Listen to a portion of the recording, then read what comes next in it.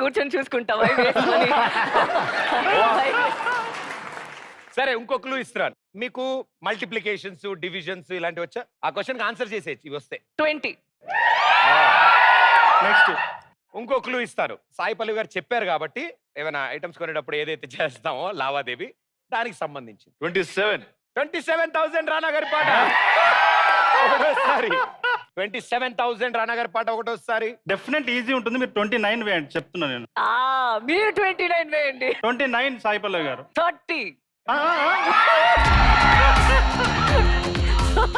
30 నేను ఇవ్వాలి. ఆవిడ చూడు 30 నేను ఇవ్వాలి అమ్మో.